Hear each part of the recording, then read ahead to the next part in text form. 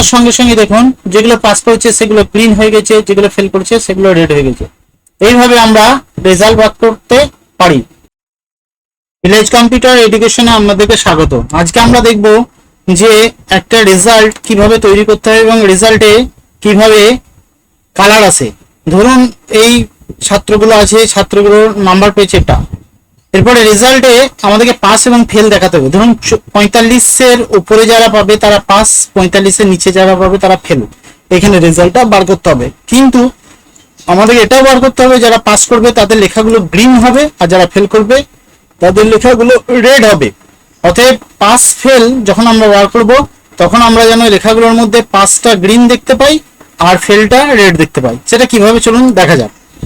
প্রথমে দেখুন এখানটা সিলেক্ট করে নেব। সিলেক্ট করার পর এটাকে কপি করে এখানে পেস্ট করে দেবো, রেজাল্টের ঘরে পেস্ট করে দেবো। পেস্ট করে দেওয়ার পর দেখুন এটাকে আমরা সিলেক্ট করে নেব। সিলেক্ট করে নেওয়ার পর এখানে নাম্বারে আমরা ক্লিক করব, যে কাস্টম নাম্বারে আসবো। এখানে জেনারেলটাকে ডিলিট করে দেবো। ডিলিট করার পর এখানে একটা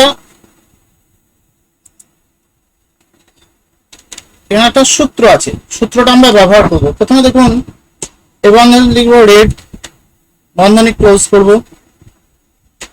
বন্ধনী ক্লোজ করার পর আমরা এখানে দেখব কতই পাস করালে রেড হবে আর কতই ফেল করালে রেড লিখলাম। এরপর আমরা এই বন্ধনীটা দিলাম, নিয়ে লেস দেন 45 লিখলাম। বন্ধনীটা ক্লোজ করলাম। বন্ধনী ক্লোজ করার পর ডবল ইনভাইটেড দিলাম, শিফট টিপে নিয়ে লিখলাম ফেল। ডবল ইনভাইটেড কমা ক্লোজ করে দিলাম, দিয়ে কোলন দিয়ে দিলাম। এই বন্ধনীটা দিলাম, নিয়ে লিখলাম গ্রিন। অতএব যারা পাস করবে তাদের লেখাটা যেন গ্রিন হয়। বন্ধনী ক্লোজ করে দিলাম। এই বন্ধনী দিলাম গ্রেটার দেন 45-এর বেশি যারা পাবে তারা পাস আর বাকি ফেল। এই বন্ধনীটা ক্লোজ করলাম। ডবল ইনভাইটেড কমা দিলাম, পাস লিখলাম। এই ডবল ইনভাইটেড কমা শিফট টিপে ক্লোজ করে দিলাম। তারপরে আমরা ওকে করে দিলাম। ওকে করার সঙ্গে সঙ্গে দেখুন যারা 45-এর উপরে পেয়েছে তারা সব পাস করে গেছে, যারা 45-এর নিচে পেয়েছে তারা ফেল করে গেছে। এই নিচেটাই দেখুন পাস করেছে আর বাকি 45-এর নিচে যারা পেয়েছে তারা সব ফেল করেছে। এটা শর্টকাট কি কিভাবে করবেন, শর্টকাট কি এর মাধ্যমে কিভাবে সবটা আমাদের আসবে দেখে নিই।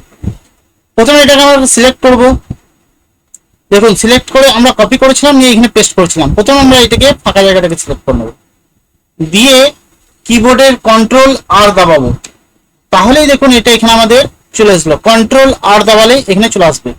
এরপর আমরা কন্ট্রোল 1 দাবালেই আমরা এই ছকটা পেয়ে যাবো। কন্ট্রোল 1 দাবালেই আমরা এই ছকটা পেয়ে যাচ্ছি। তাহলে কন্ট্রোল আর দাবালে আমরা এটা কপি করতে পারছি আর কন্ট্রোল 1 দাবালে এই ছকটা আমরা দেখতে পাচ্ছি। এরপর কি করবো, আমরা কাস্টমে ক্লিক করব। কাস্টমে ক্লিক করার পর এই জেনারেল অপশনটাকে আমরা মুছে দিয়ে আমরা সূত্রটা লিখবো। ছোট বন্ধনী দেবো, নিয়ে লিখবো রেড। বন্ধনী ক্লোজ করব।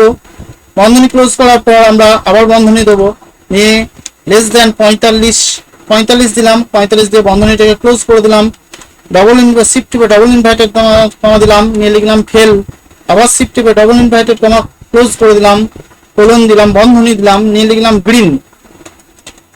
গ্রিন দিলাম। বন্ধনী ক্লোজ করলাম, আবার বন্ধনী করলাম।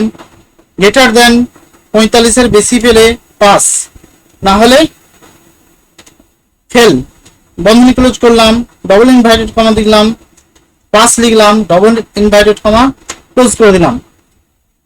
এই সূত্রটা এখানে লিখতে হবে। লিখার পর যদি আমরা ওকে করে দিই, ওকে করার সঙ্গে সঙ্গে দেখুন যেগুলো পাস করেছে সেগুলো গ্রিন হয়ে গেছে, যেগুলো ফেল করেছে সেগুলো রেড হয়ে গেছে। এইভাবে আমরা রেজাল্ট বার করতে পারি। যদি ভিডিওটা ভালো লাগে অবশ্যই লাইক করবেন, কমেন্ট করবেন, শেয়ার করবেন। আর যারা নতুন দেখছেন চ্যানেলে তাদেরকে বলবো চ্যানেলটিকে অবশ্যই সাবস্ক্রাইব করবেন। ভিডিওটা দেখার জন্য আপনাকে অনেক অনেক ধন্যবাদ।